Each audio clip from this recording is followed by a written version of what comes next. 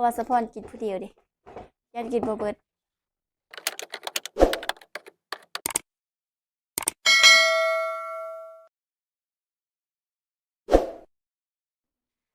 สบายดี FC ทุกคนเด้อแล้วก็สวัสดี FC ฟังไทยไหมทุกคนมื้อนี้สะพอนสิคิดอยากตำมักคุ้งเนาะทุกคนเนาะหรือว่ามะละกอเนาะฟังไทยเนาะนี่ก็คือมักคุ้งสดๆเลยทุกคนสะพอนเอามาแต่หน้ามื้อนี้ทุกคนเลยสะพอนมาสิตำมักคุ้งกินตอนเทงเนาะทุกคนเนาะมื้อนี้ก็อยู่เฮือนคือเก่าทุกคนเดี๋ยวเบิ่งกันเลยนะทุกคนก่อนอื่นก็สะพอนก็สิมาปอกมักคุ้งก่อนนะทุกคนเนาะอันนี้ก็คือมักคุ้งเนาะเฮาสิเอาหน่วยบ่ใหญ่ไว้ได้ทุกคนเพราะว่าเฮาตามกินคนเดียวมันก็สิปอกเปลือกมันออกกันนะทุกคน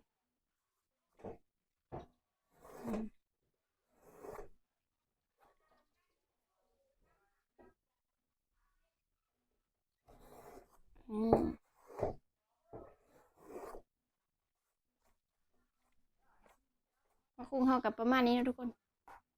ยังกรอบๆอยู่เลยเด้อทุกคนเลยเพราะว่าสะพอนสกับปิดมามื้อกี้นี้เนาะไปเอามะคุ้งอยู่แต่หน้าพุทุกคนเลยเดี๋ยวเฮาสิ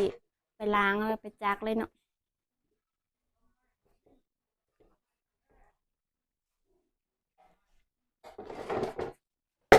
ซอนสิล้างมะคุ้งกันนี่ก็คือมะคุ้งนะทุกคนเดี๋ยวสะพอนสิมาจักก่อนเนาะสิเอามีดจักแบบนี้เลย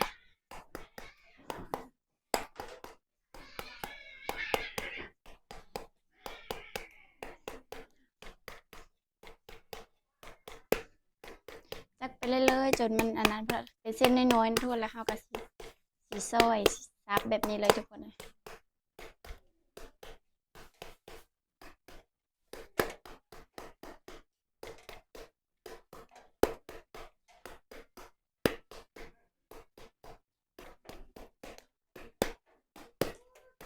นี่เฮาสิมาซอยเลยเด้อทุกคนสิเอามีดซอยแบบนี้เลยมันจะเป็นเส้น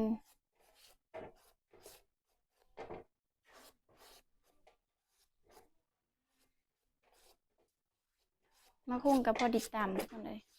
อยู่หน้ากะ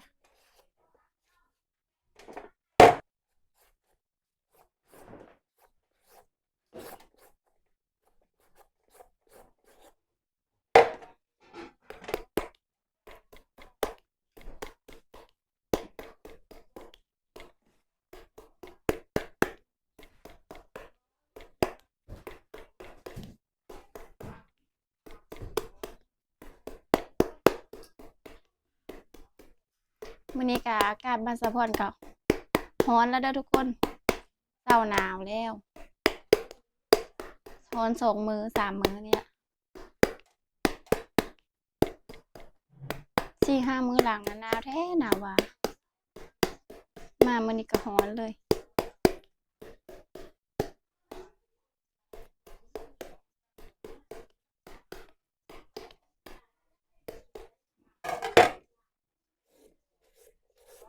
เฮาสิเอาอันนี้อันนั้นเนาะตัดเลยเนาะทุกคนเพราะว่าเอามีดตัดมันบ่จะเข้าปานใดก็เลยเอาอันนี้ตัด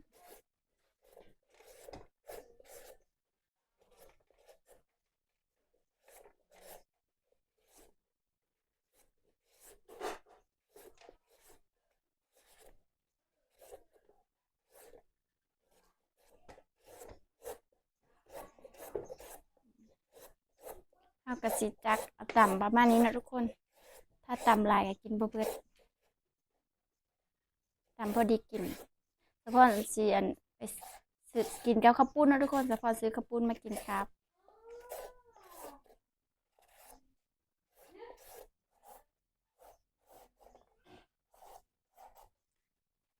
สะพอนสิตำบ่นะทุกคนเฮาก็สิตำเอาประมาณนี้เนาะทุกคนเพราะว่าสะพอนกินผู้เดียวดิยันกินบ่เบิด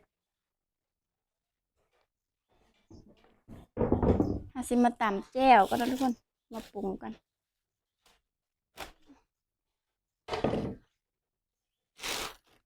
ก่อนอื่นก็เฮาก็สิใส่มะเขือลงเนาะทุกคนพวกอะไรก็ตามเนี่ยสิใส่มะเขือห้าวด้วยทุกคน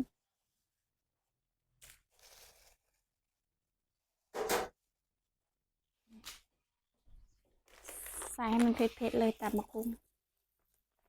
สิใส่แป้งโน่ลงไปสูตรเฉพาะเอาสิใส่กะปิแน่นอนทุกคนก็คือกะปิ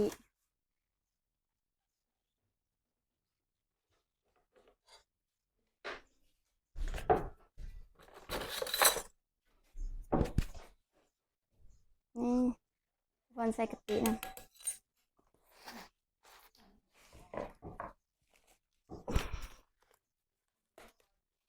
สิใส่น้ำตาลลงไปเลยเอาส้มๆหวานๆได้นึงแล้วก็สิมาตำก่อนนะทุกคนใส่กระเทียมนะ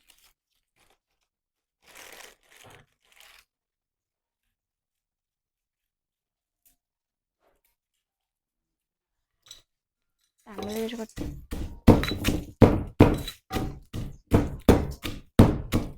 ตำเท่ากับประมาณนี้เนาะบ่ได้ใส่อย่างมากมาย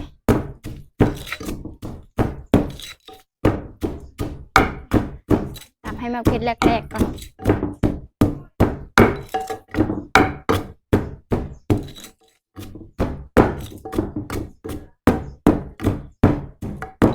ประมาณนี้เนาะเฉพาะกับสีใส่มะนาวก่อนทุกคนนี่ก็คือมะนาว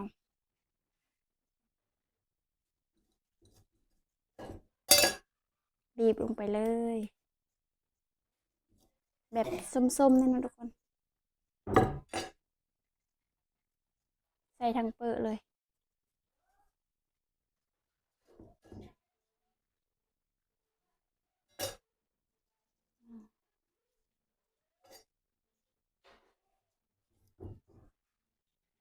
ใส่มันหน่อยเลยทุกคนแล้วก็สิใส่ปลาร้าปลาแดก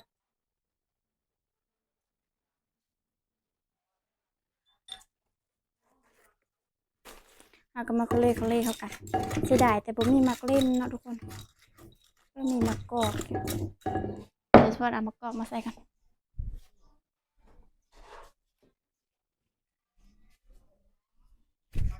นี่ก็คือมักกอกแล้วทุกคน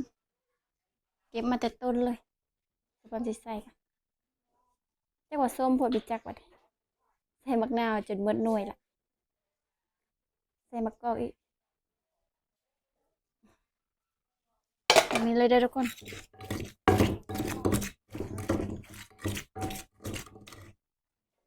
เอากระสิเอาบักกุ้งเนาะหรือว่ามะละกอลงไปเลย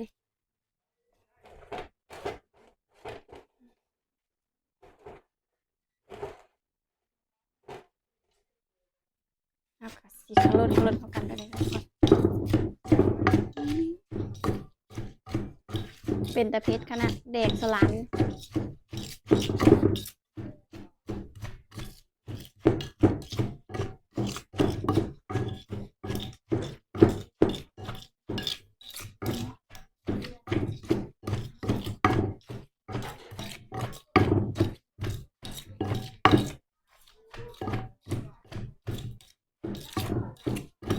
เดี๋ยวสักพักสิชิมกันเนาะถ้าบ่พอยังกระตืมนะทุกคนขออนุญาตเอามือเลยหน้าตาก็ประมาณนี้เนาะเอาตามกันเอง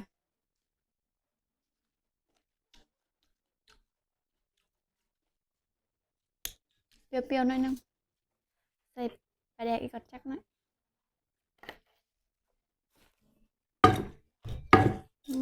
แซ่บ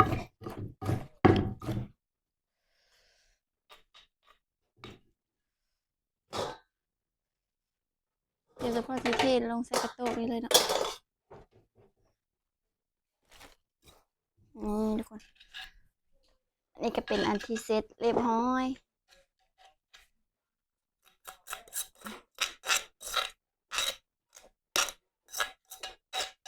เดี๋ยวเราสิเอาผักมาใส่กัน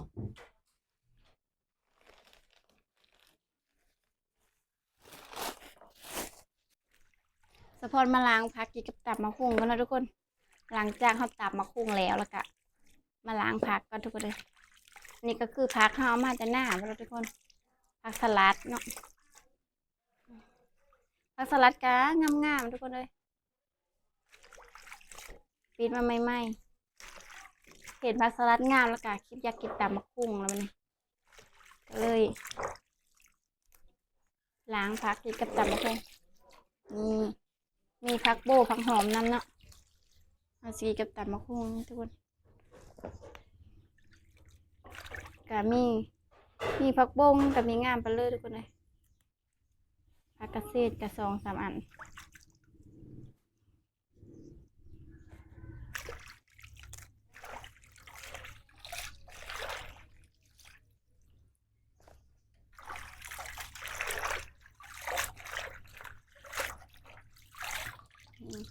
ผักเข้ากับประมาณนี้เนาะ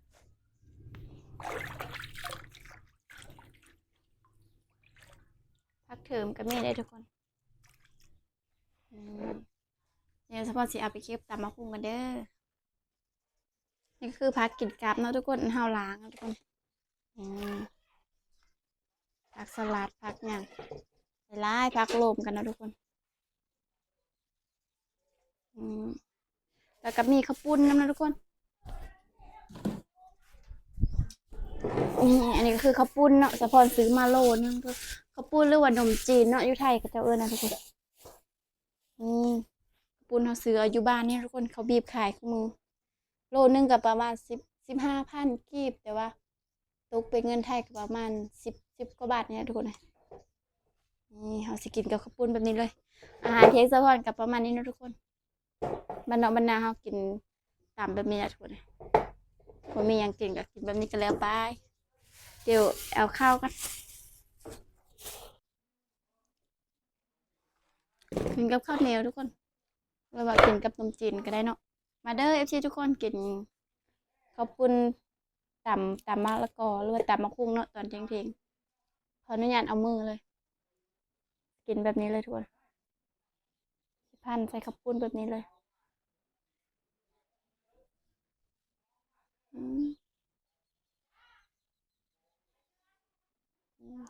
หน้าตาตามเขาประมาณนี้นะ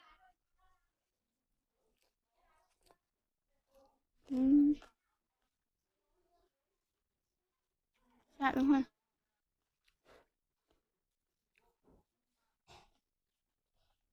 เด้อพี่ทุกคนเด้อ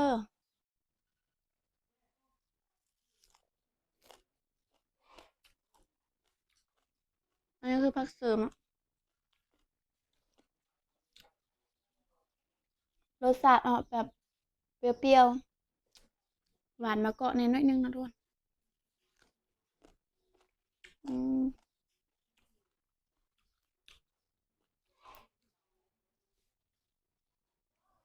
แซ่บ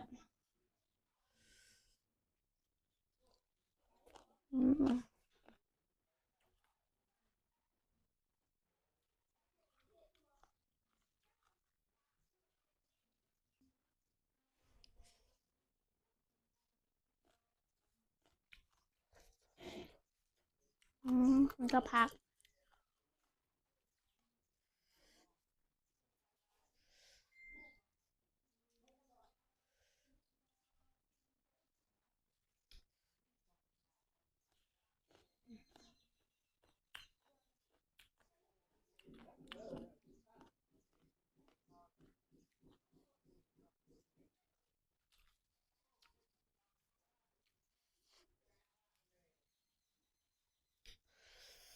งามนี่สะอ่อนตะพักทุกคนเลย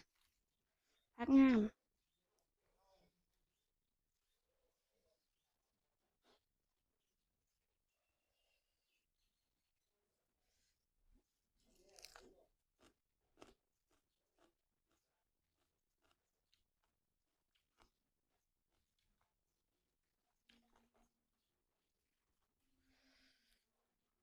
เริ่มเผ็ดแล้วทุกคนมาเนี่ยเจ้าของตามเผ็ดเองทำยังไงแบบนี้ได้ทุกคน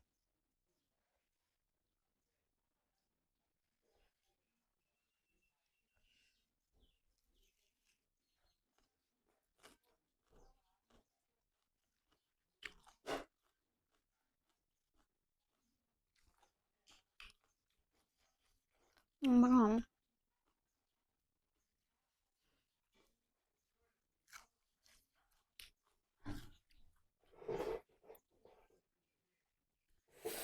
เพชรทุกคนเนาะขอบใจทุกคนเด้อที่ติดตามรับชมแต่จนทุกคนฝากทุกคนกดไลค์กดแชร์กดติดตามเพื่อซัพพอร์ตในเด้อเพื่อเป็นกำลังใจในการให้คลิปทุกคนคลิปตามมะละกอเฮามื้อนี้ก็จบไปแล้วทุกคนบ๊ายบายพบกันใหม่ในคลิปหน้าทุกคน